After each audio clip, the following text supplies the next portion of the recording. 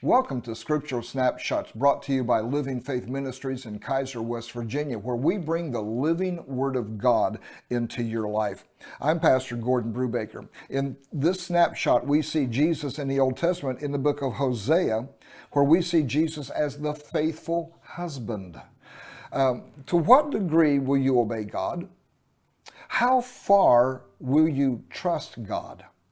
You know, a picture is worth 1,000 words. And in the book of Hosea, Hosea is asked to marry a known prostitute.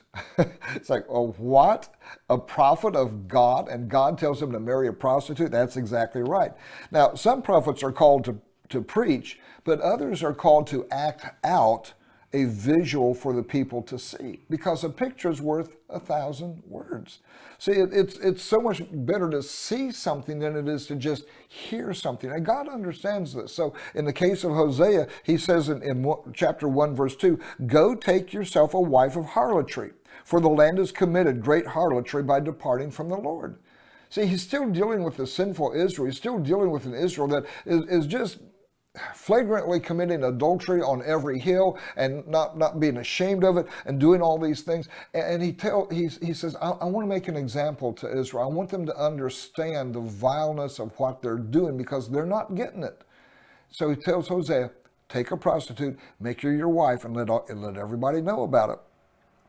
Because no matter what Hosea did, every time that the wife would go astray, every time she would go out and practice her professional business, you know, when things went bad, she always kept coming back to Hosea. And Hosea was her faithful husband, just like Jesus is a faithful husband to you and me. You know, you can lead a horse to water, but you can't make him drink. Like Israel, Hosea's wife would not stay true, but she continued in her harlotry, going after anyone who would pay her. You know, the grass is always greener on the other side. It's always easier to say, well, if I didn't have this, if I wasn't shackled here, if I wasn't tied up here, boy, think about what I could do. Well, the odds are you wouldn't do it anyway, you know, if it's the right thing. So we use excuses to define our lives. So many of us are seeking the newest, we're seeking the shiniest, we're seeking the next fad, and we're never satisfied. We're always looking for something better, always imagining that if this wouldn't have hadn't happened in my life, I'd be so much better off, blah, blah, blah. And we just go on and on and on.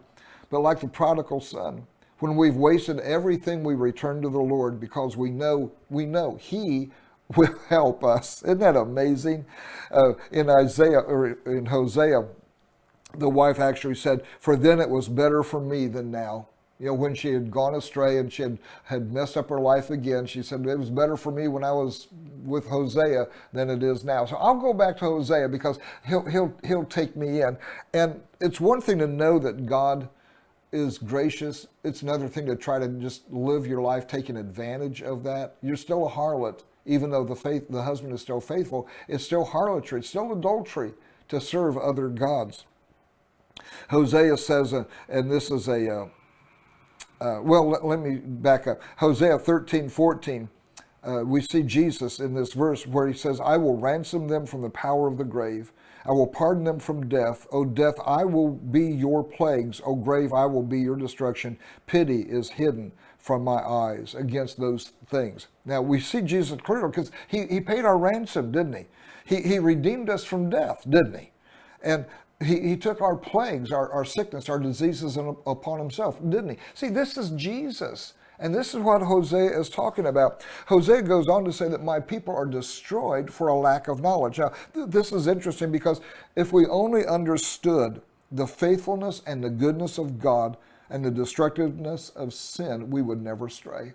If we really understood the goodness of God, if we really understood how bad sin is and how destructive sin is, you would never go there.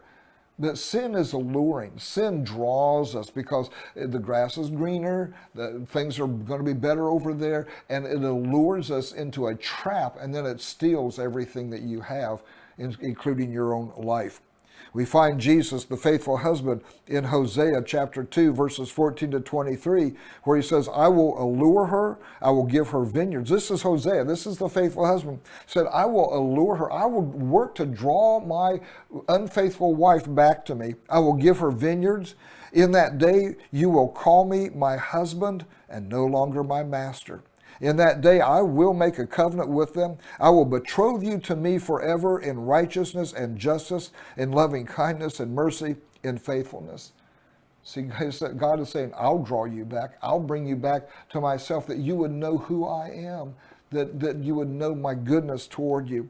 In Hosea 3:23, he says, I will say to those who are not my people, you are my people, and they will say, you are my God. Isn't this something? This is the awesomeness of God. Hosea 14:1, I'll close with this.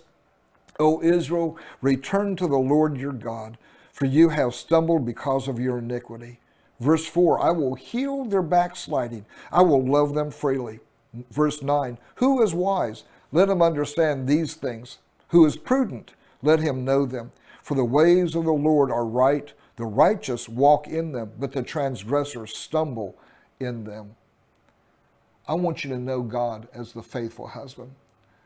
I want you to love him in such a fashion that you will no longer see serving him as a master over a servant, but you'll see him as a faithful husband, and you will call him to be your husband, that you will become married to Christ and not mess around with any other thing, that Christ will be your faithful husband. I'm Pastor Gordon Brubaker. God bless you.